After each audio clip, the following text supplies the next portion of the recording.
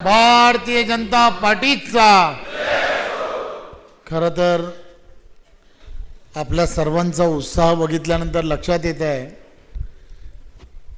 की 100% विलासरावांच्या आठवणी या शहरातून नक्कीच पुसल्या जातील यात काही शंका नाही।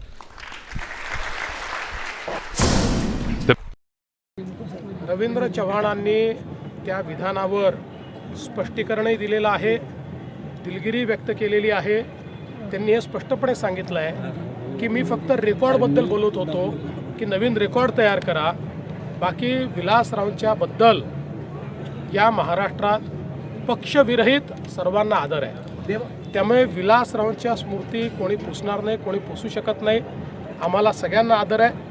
आम्ही जरी काँग्रेसच्या विरुद्ध लढत असलो तरी देखील विलासरावांच्या संदर्भात आमचं सगळ्यांचं असं मत आहे की महाराष्ट्रातले जे प्रमुख नेते आहेत, ज्यांनी महाराष्ट्रामध्ये उत्तम काम केलं, त्यापैकी एक विलासराव आहेत आणि हे स्पष्टीकरण रवींद्र चव्हाण साहेबांनी दिलेलं आहे। आणि याच्या पुढे जाऊन कोणीही निवडणुकीच्या काळात दिलगिरी व्यक्त करत नाही, पण त्यांनी दिलगिरी व्यक्त केली आहे कारण त्यांच्या वक्तव्याचा चुकीचा अर्थ निघालेला।